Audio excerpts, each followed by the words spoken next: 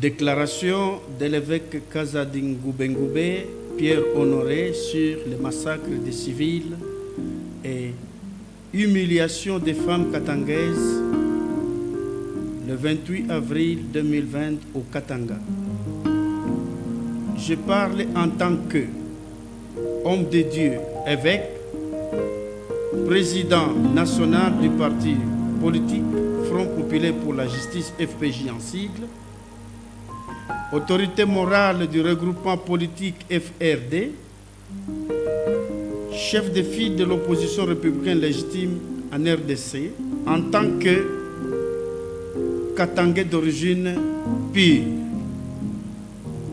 Les massacres des civils commis le 28 mars 2020 ne peuvent pas me laisser indifférent.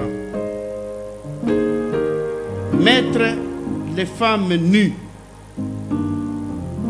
avec leurs enfants et parents dans une même cellule, même Hitler Adolphe n'avait pas fait ça. Félix Tshisekedi Tshilombo, chef de l'État, a humilié grandement la femme katangaise. La faute très grave, intolérable, c'est exposer la nudité des femmes katangaises devant le public du monde entier.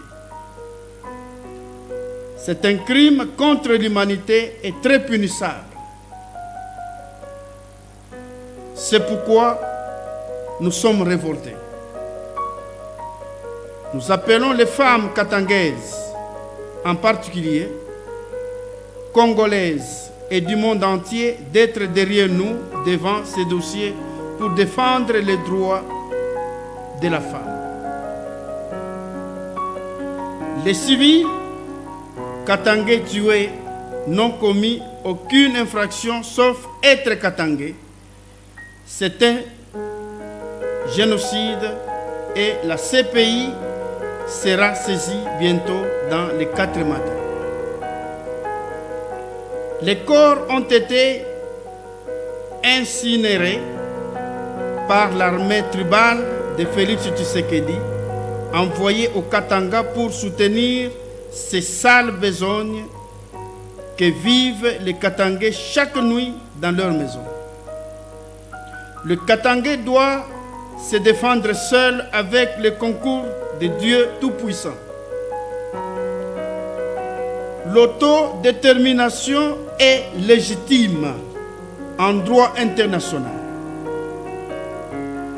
et sera poursuivie à cause du sang des innocents et personne ne bloquera cet élan dans une révolution. Personne ne peut être privé de ses droits reconnus sur le plan international, sauf les lâches, vautours, troubadours, fourbes et katangais, qui monnaient inutilement leurs frères. Le dénigrement de nos mamans katangaises et ces massacres sont une injure à tout Katangais où qu'il se trouve, et il doit rester indifférent. Une plainte sera portée contre Félix Antoine Tshisekedi Tshilombo, chef de l'État et commandant suprême, et ses alliés. J'en appelle à tous les juristes katangais qui ont le sang katangais dans leurs veines à se joindre à moi pour la cause katangaise. La culture katangaise veut qu'on ne pleure pas les victimes dans la lutte, mais il garde sa colère en face de l'ennemi. J'appelle aussi à toute la diaspora katangaise à se joindre à nous pour cette lutte noble. Félix Tshisekedi, chef de l'État, ne peut pas nous intimider. Et s'il veut nous exterminer, qu'il vienne nous tuer tous. Comme Félix Tshisekedi a de la haine contre les Katangais, qui l'ont donné à 95% les pouvoirs chasse tous les Katangais qui sont dans son gouvernement avant que les Katanga n'exigent la démission de tous les Katangais durant tout son mandat. Félix Tshisekedi veut les Katanga comme vaches laitières.